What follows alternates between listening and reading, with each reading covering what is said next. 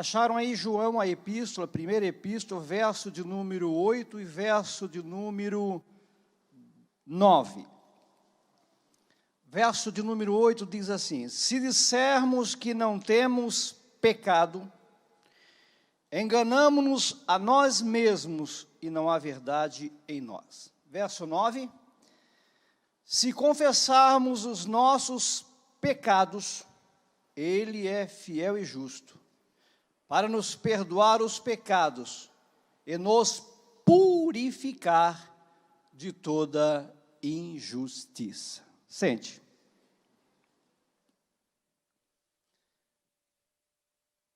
Quero chamar a sua atenção, são 8 horas. 15 para as 9, o mais tardar, 20 para as 9 eu passo a direção ao pastor presidente. Mas nesse tempo que eu tenho, eu gostaria que você prestasse atenção no que eu vou dizer. Eu citei esse texto aqui porque esse texto tem 2 pontos importantes. Eu encontrei no verso de número 8 a palavra pecado, no singular.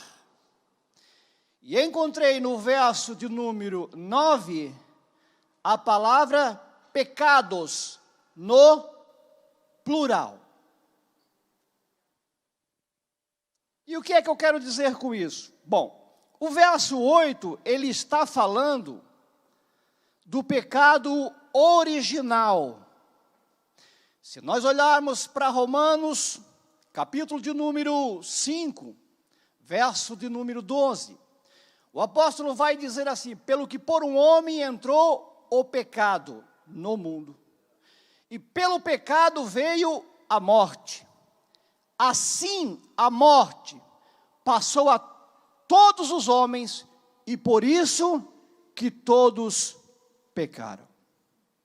Este pecado que ele está falando é o pecado universal. É o pecado que Davi disse profeticamente, falando no Salmo 51 e verso 5.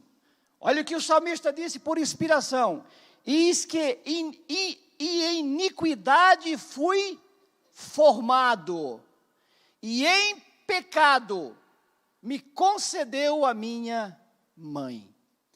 Que pecado que Davi está falando? Ele era um recém-nascido, diz que ao gerar, ele já nasceu no pecado. Ele já assumiu a natureza adâmica. Mas agora eu quero ir para o verso de número 9. Se confessarmos os nossos pecados, no plural.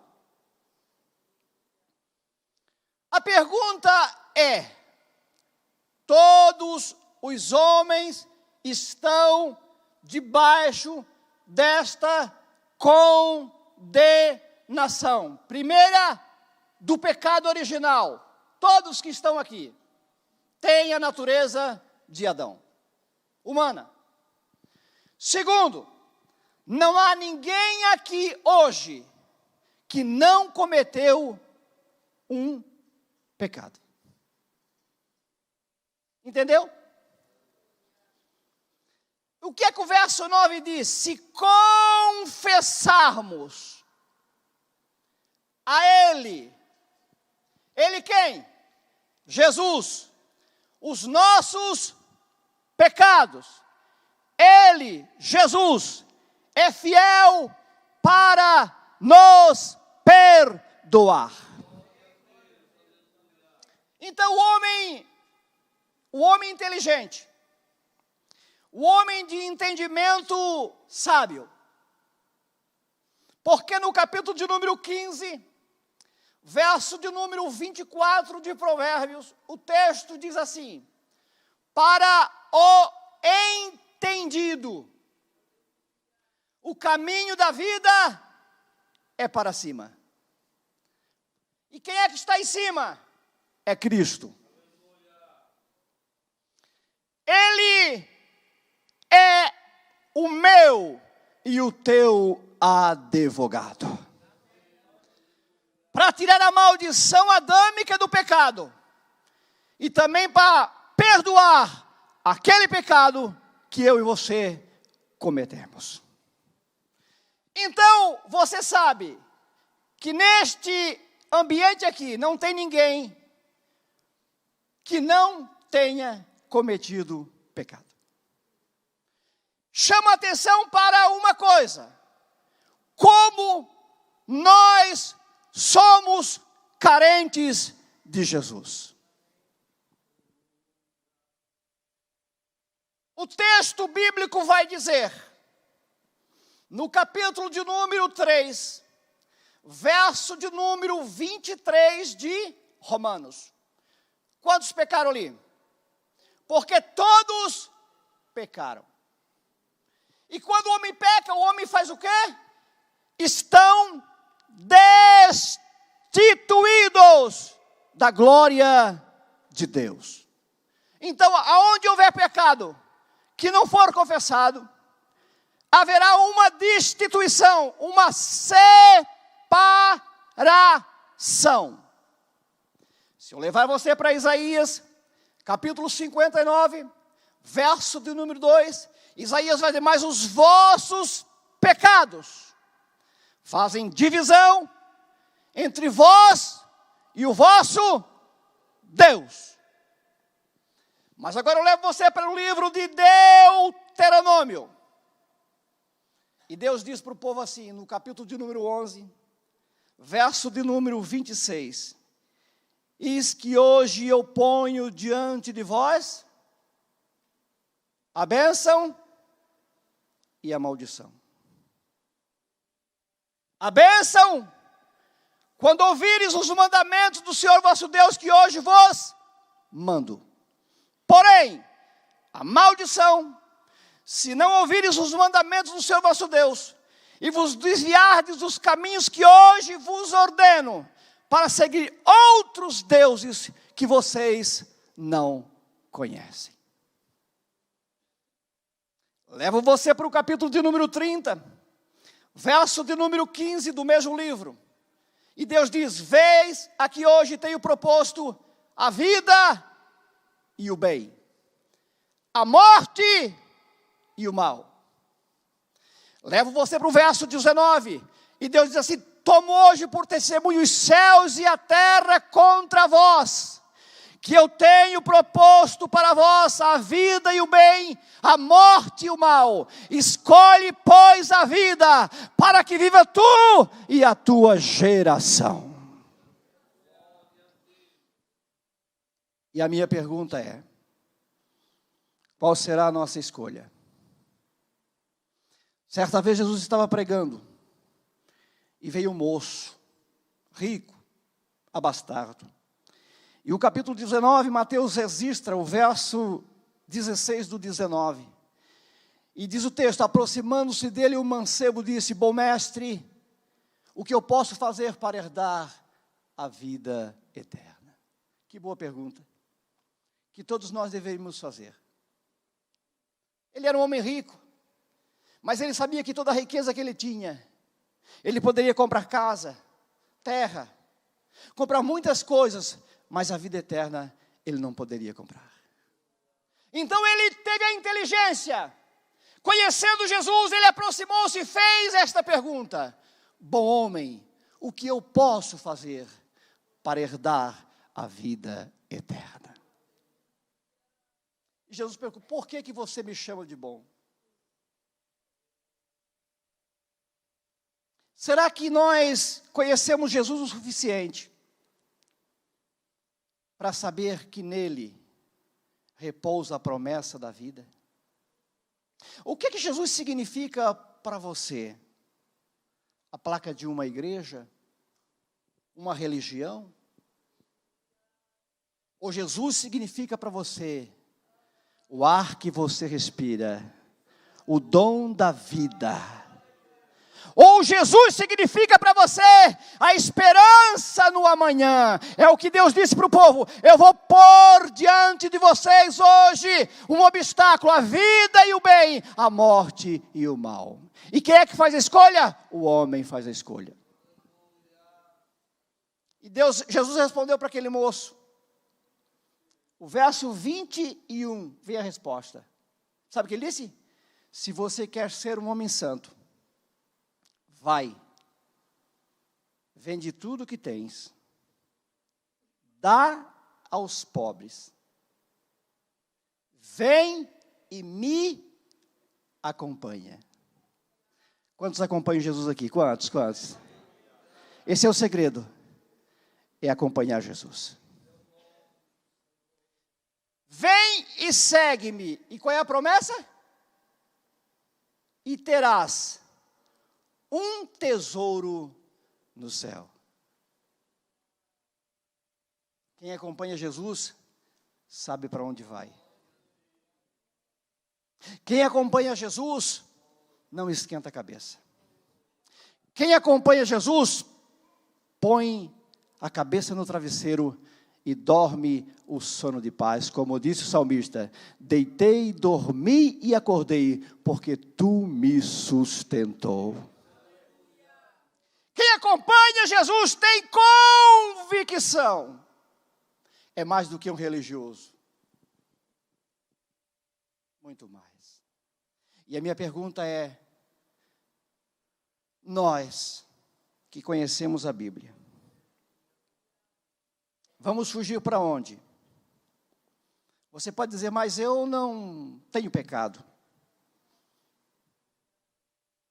Mas se você é um ser humano, você já nasceu em uma natureza pecaminosa. Então não tem para onde fugir. E se eu perguntar para você, que a concepção de pecado que eu e você fizemos às vezes,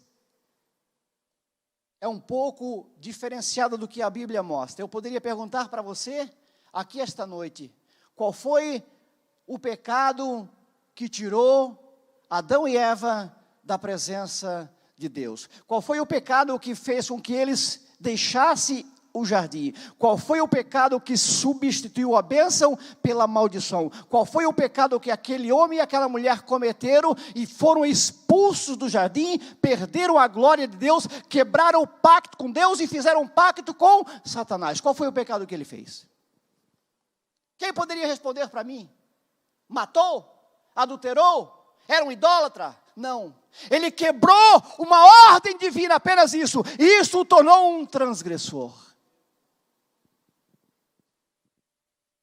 E sabe o que um transgressor, perante a santidade de Deus, se você olhar para o verso de número 28, do capítulo de número 1 do livro do Gênesis, sabe que está escrito ali? E Deus os abençoou e disse, frutificai, multiplicai, enchei a terra e governai. Verso 31, e viu Deus tudo quanto tinha feito, e eis que era o quê? Muito bom. E foi a tarde e a manhã, o dia sexto. Em toda a obra da criação, Deus concluía dizendo, é bom. Mas quando Deus criou o homem à sua imagem, a conclusão de Deus foi muito bom. Mas olha, o que eu quero mostrar para você é que o pecado, a desobediência humana em relação à santidade de Deus, pode ser simples. Verso 17 do capítulo 3. Sabe o que Deus diz? Maldita é a terra por causa de ti. Com dor comerás dela todos os dias da tua vida. O mesmo Deus que abençoou, o mesmo Deus que disse frutifique e multiplique, foi o Deus que os tirou do jardim, foi o Deus que cortou a relação, e foi o Deus que disse agora não é mais bênção, agora é maldição. E o pecado qual foi? O pecado foi duvidar do amor de Deus. O pecado dele foi duvidar da bondade de Deus. Duvidar da verdade de Deus. E o texto aqui está dizendo, sabe o quê? Porque se eu ou você disser que eu não tenho pecado, eu me torno o quê? Um mentiroso. Mas Mas, irmão, não seria mais fácil você pregar uma mensagem assim? Olha, aqui hoje vai ter uma chave, vai ter chave de carro, vai ter chave de casa. Não, eu prefiro que você entenda uma coisa: Deus não está disposto a oferecer casa para você e nem carro. Deus quer que você esteja convicto e certo de que a maior prêmio, a premiação maior aqui não é ter uma casa e nem ter um carro, é ter certeza da tua salvação.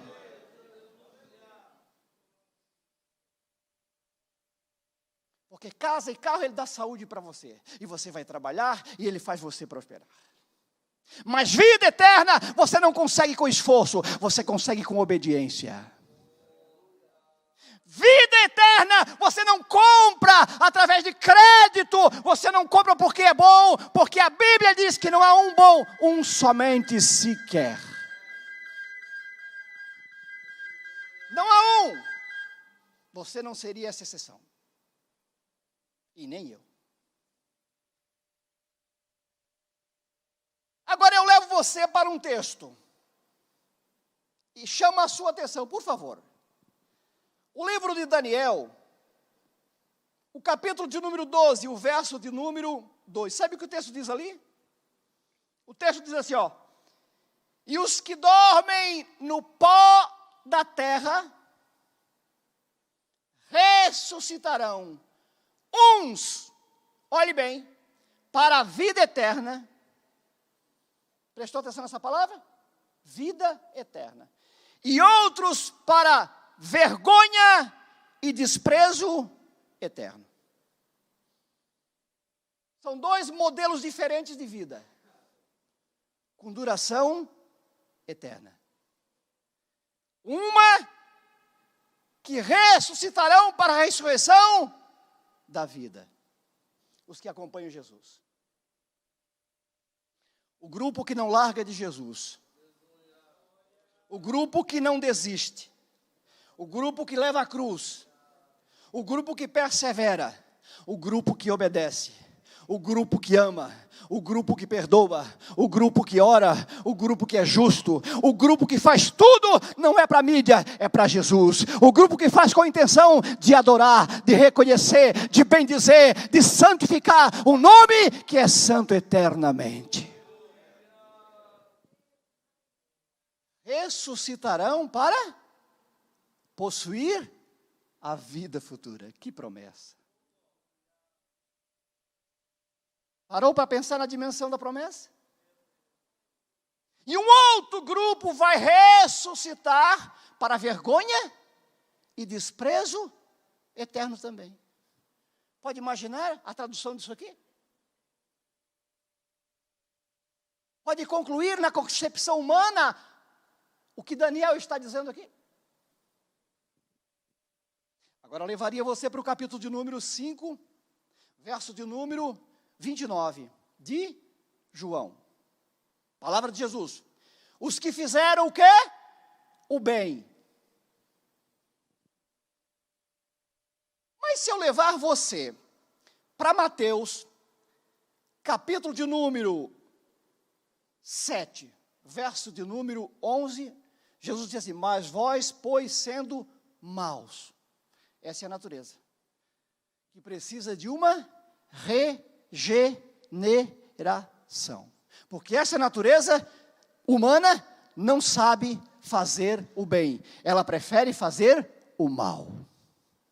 Vós, pois, sendo maus, e os que fizeram o quê? O bem.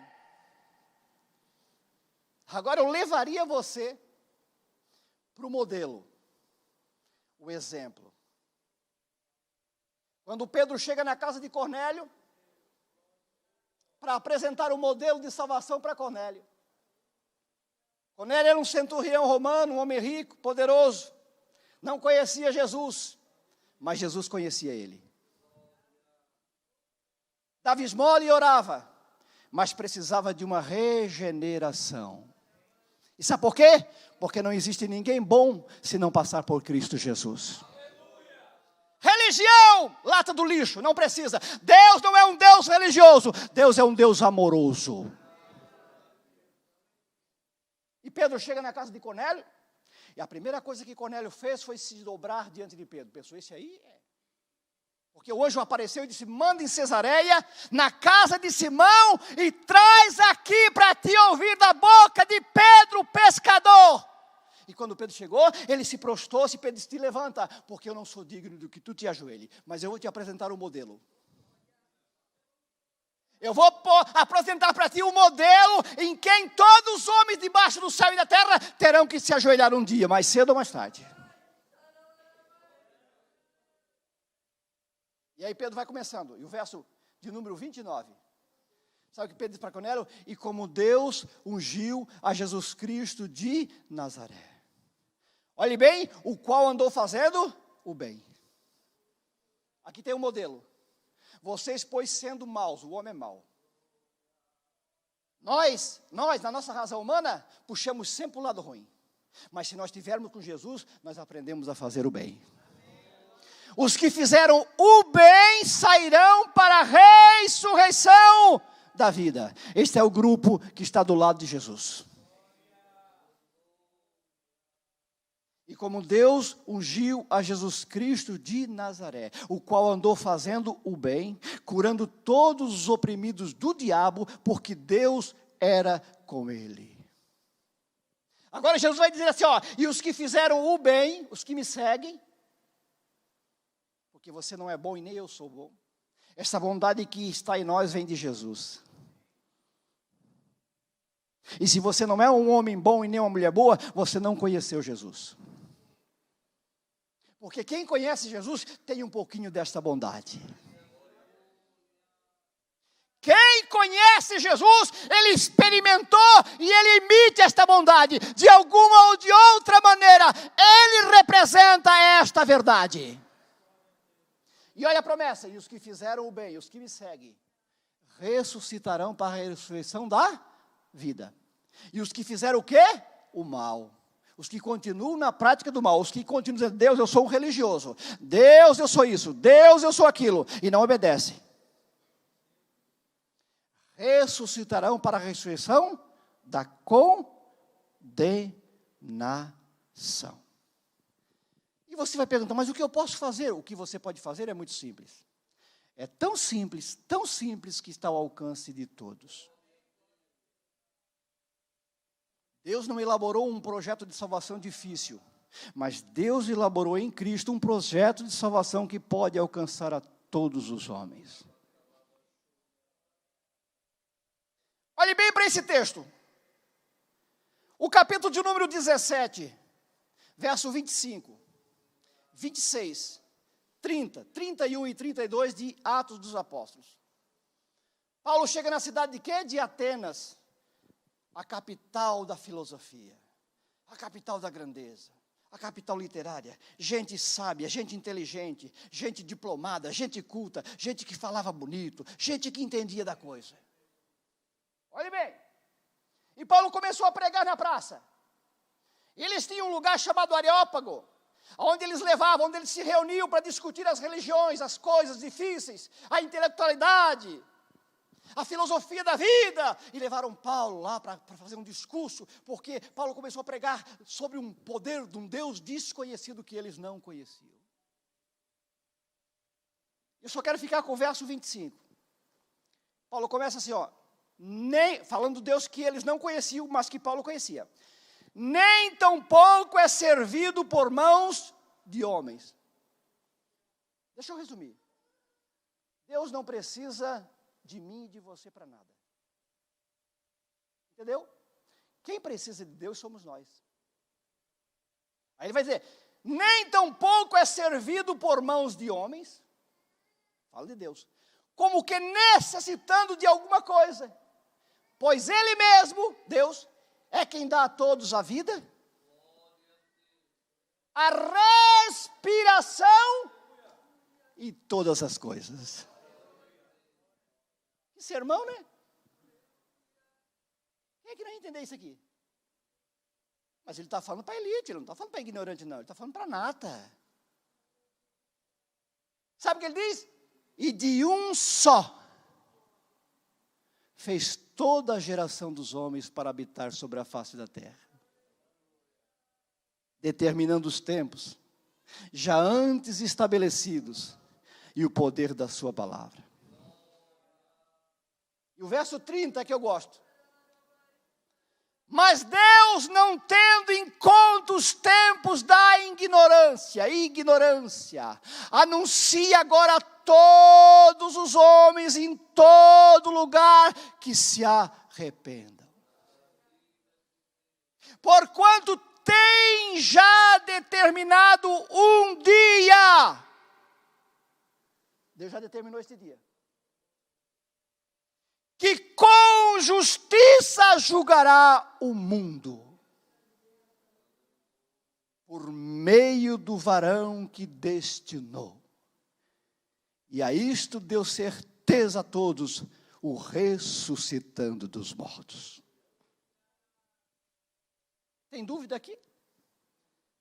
Até um analfabeto entenderia. Mas a minha pergunta para você é: o que Jesus significa para você? É um culto de missão.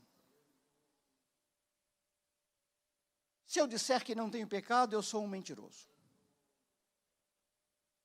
Mas Deus, sabendo que eu tenho pecado, Ele preparou a propiciação para este pecado, que é Jesus. Pedro diz no livro de Atos 4:12, em nenhum outro há salvação. Não adianta correr, não adianta buscar, não adianta procurar. Jesus é o único caminho da salvação. Em nenhum outro há salvação, porque também debaixo da terra, em cima do céu, não há nenhum outro nome pelo qual devemos ser salvos.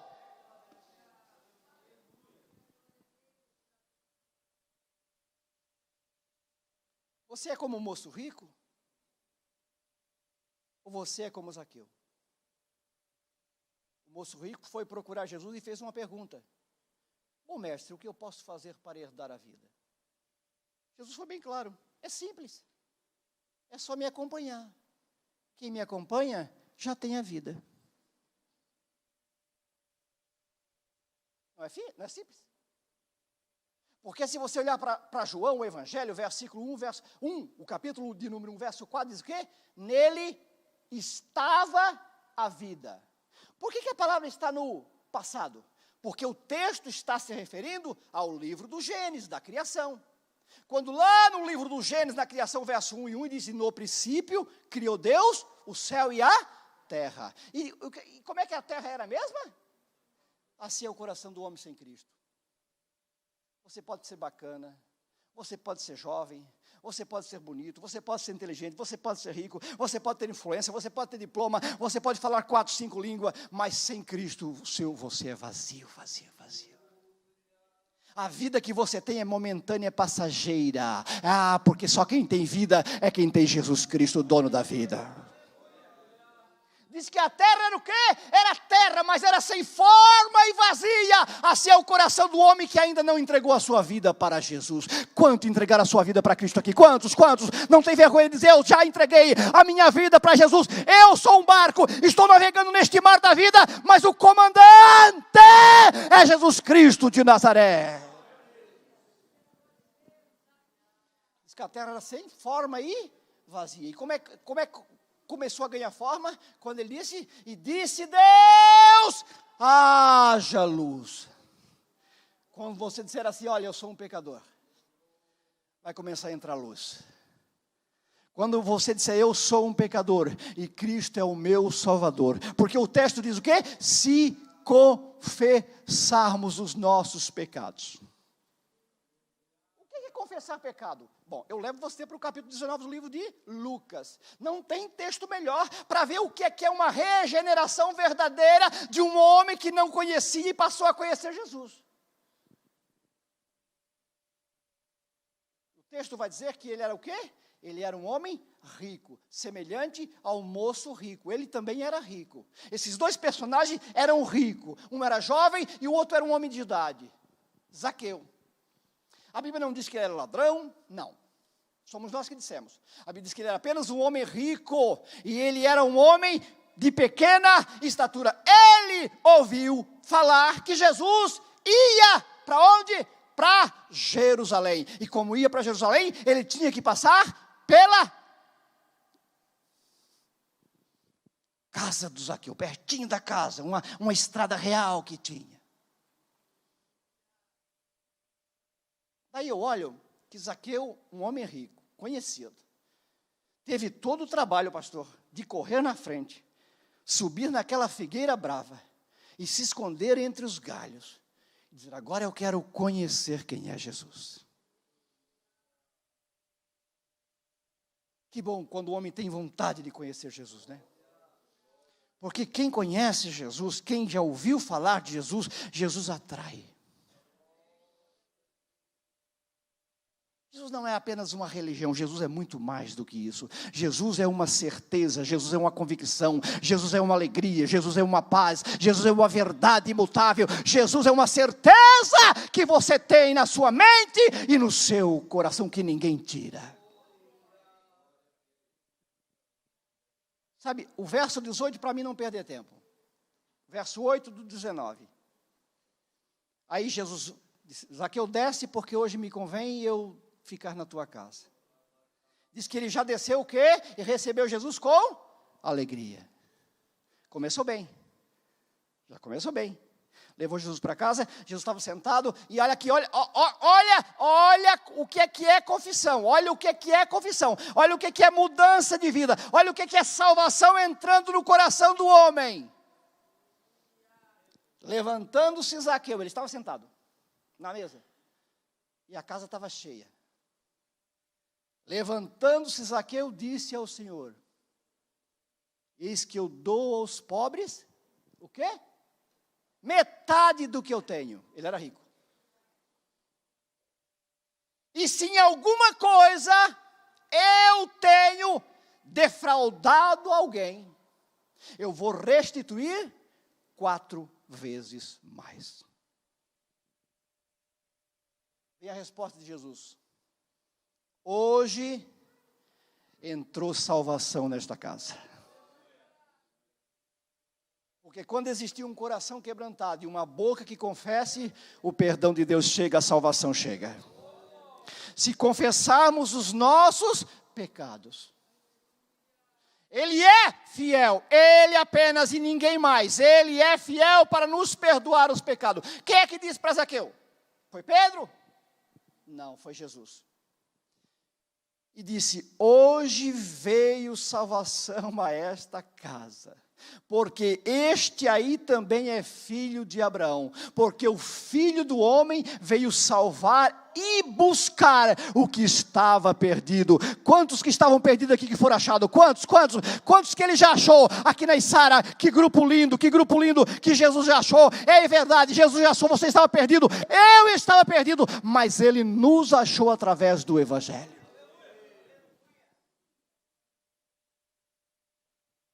Hoje, o homem não era salvo. Ele disse: hoje veio salvação. Porque o homem não era salvo. O moço rico disse: Senhor, o que é que eu vou fazer para herdar a vida? É simples, é só me seguir. Me acompanha. Eu vou te dar um tesouro no céu. Tu troca o tesouro da terra pelo tesouro do céu. Não quis. Diz que hoje eu ponho diante de vós a bênção e a maldição. Quem é que faz a escolha? Somos nós. Escolher Jesus é a melhor escolha que eu e você fizemos. Porque a vida, nele estava a vida. Diz que a terra era sem forma e vazia. Mas a terra começou a ganhar vida quando? E disse Deus: haja luz. E houve luz. Quando o homem se prostra, quando o homem se ajoelha e faz uma confissão, o perdão de Deus chega. A alegria de Deus chega, a salvação de Deus chega, o pecado sai, a maldição sai, a miséria sai, a pobreza espiritual sai, a alegria do céu entra e o homem e a mulher passam a ver o mundo com uma visão diferente. Qual é a nossa decisão? estar dentro da igreja não quer dizer que nós somos salvos. Porque ser crente aqui dentro dessas quatro paredes parece ser muito fácil.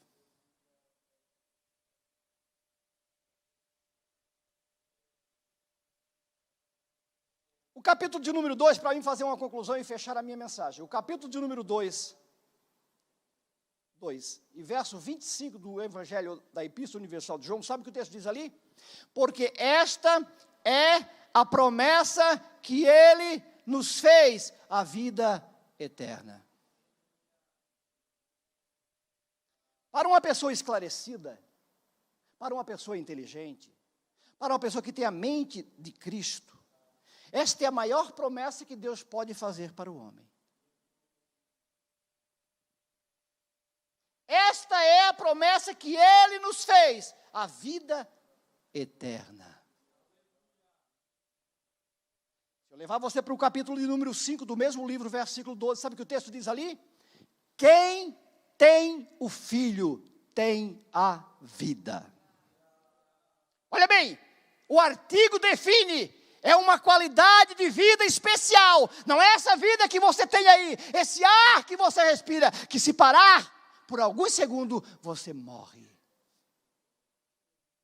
Quem tem o Filho tem a vida. E olha o que o texto continua dizendo, quem não tem o Filho, não tem a vida. Daí eu levaria você para João, Evangelho 3:36, e preste atenção no que o texto diz. Aquele que crê no Filho tem a vida. Mas aquele que não crê no Filho não verá a vida. Entendeu? Mas a ira de Deus, ou seja, o juízo de Deus sobre ele permanece. Agora, quem tem Jesus tem garantia total. Pode andar de cabeça erguida, pode andar olhando para o céu, pode andar sério, pode andar sorrindo, pode andar chorando. Não existe nada neste mundo que quebre a promessa de Deus para quem está em Cristo Jesus. Eu levo você para o capítulo de número 5, versículo de número 24. Olha o que o texto diz, Jesus que falou. Em verdade vos digo, quem ouve a minha palavra e crê naquele que me enviou, tem a vida eterna. Ponto. Não entrará em condenação, mas passou da morte para a vida. Olha, se isso aqui, pastor, não me estimular a ser um crente, o que é que pode me estimular? Isto é uma promessa feita por Deus. E Deus não é homem para que minta. Se eu levar você para Tito 1:2, diz em esperança da vida eterna, a qual Deus, que não pode mentir, prometeu-nos antes dos tempos dos séculos. Eu quero que você saia daqui, sabe, refletindo. E pensando sobre a vida futura. Levo você para Lucas, capítulo número 20, versículo 35, sabe o que Jesus disse? Os que forem havidos por dignos de alcançar o mundo futuro e a ressurreição dos mortos, não hão de se casar nem se dar em casamento, porque já não podem mais morrer. Oh, promessa! Só quem dá esta promessa é quem tem poder sobre a morte. Aí eu levo você para Apocalipse, capítulo de número 1, versículo 17 e 18. João vai dizer assim, e eu quando o vi, caí a seus pés como morto. E ele pôs sobre mim a sua mão e disse, não tenha medo. Com Jesus você não precisa ter medo. Agora, se você não tem Jesus, você precisa ter medo. Porque o diabo não tem misericórdia. O diabo veio para matar, para roubar e para destruir. Mas Jesus veio para dar vida e vida com abundância. Mas deixa eu voltar para o texto, verso 18. Olha o que é que ele diz para João. Eu sou o que vivo e fui morto. Mas estou vivo para todo sempre. E tenho nas minhas mãos a autoridade sobre a morte e sobre o inferno. Então, se você está do lado de Cristo, ou atrás de Cristo, está seguindo Ele, você não precisa ter medo de nada. Morte? Que morte? Você já passou da morte para a vida. A morte já perdeu a batalha. A morte agora é só um passaporte para introduzir você na vida. Você entendeu? Já vou terminar. Eu quero que você saia daqui refletindo, pensando nesta mensagem e se perguntando para você mesmo: eu tenho certeza da vida? Porque só quem tem certeza da vida é quem tem o dono da vida. E só quem é dono da vida é Cristo Jesus. Então, quem tem Cristo tem a vida. E quem não tem Cristo não tem garantia de vida futura. Não existe duas opções. Eis que hoje ponho diante de vós a vida e o bem, a morte e o mal. Posso orar, pastor? Por favor, fique de pé.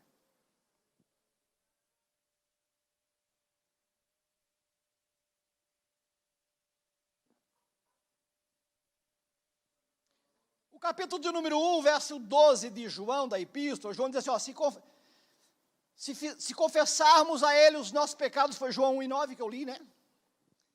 A todos quanto receberam, João vai dizer aqui no 1:12, deu-lhes o poder, Deus deu o poder de ser chamado filho de Deus aos que crê no seu nome.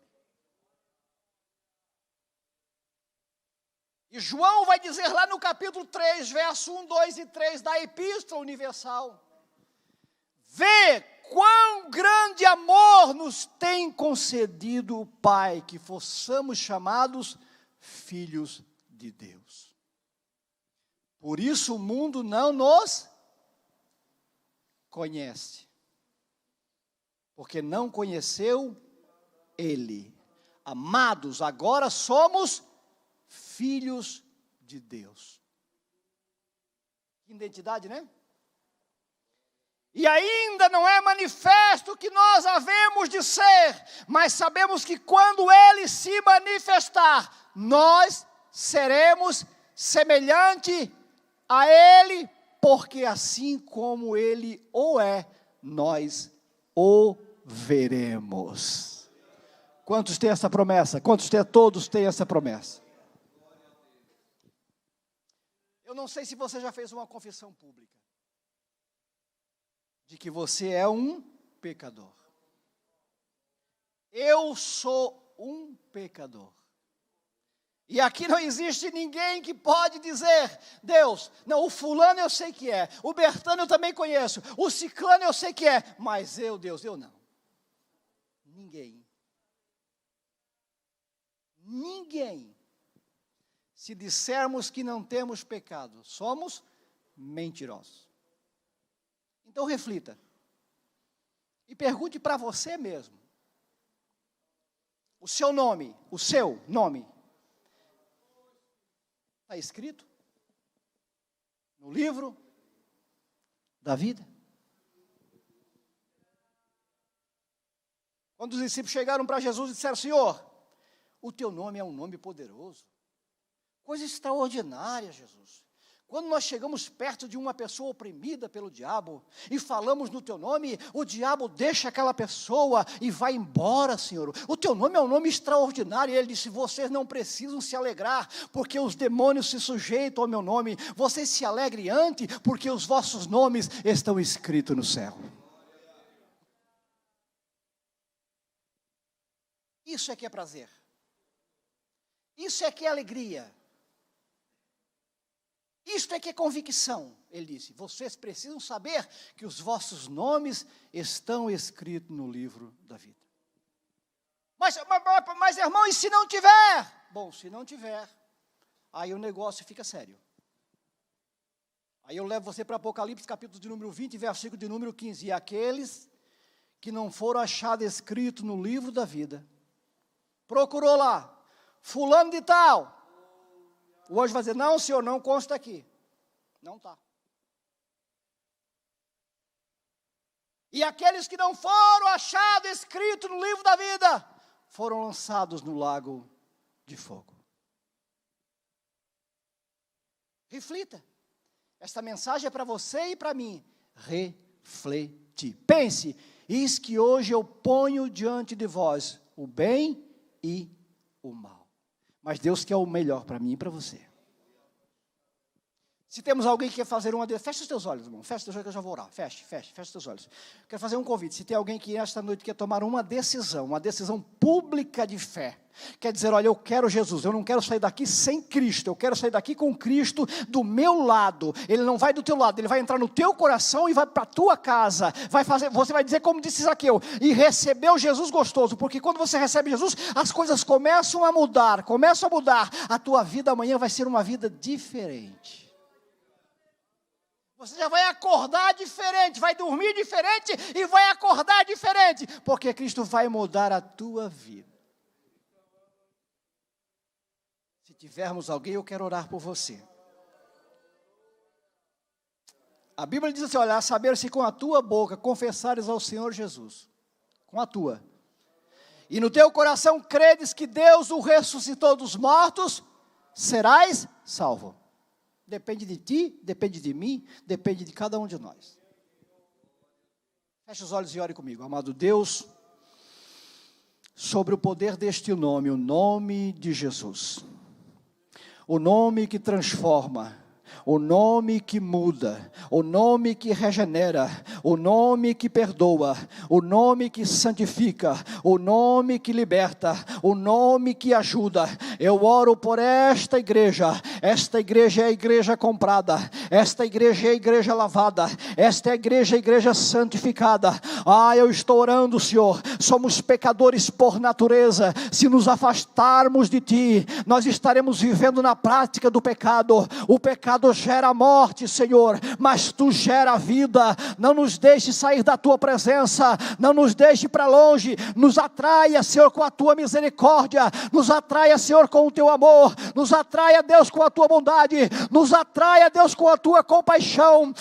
Emana perdão esta noite aqui no meio do povo, emana perdão aqui no meio da congregação, perdoa as nossas transgressões, porque o texto bíblico diz, se dissermos que não temos pecado, estamos negligenciando, estamos ocultando a verdade.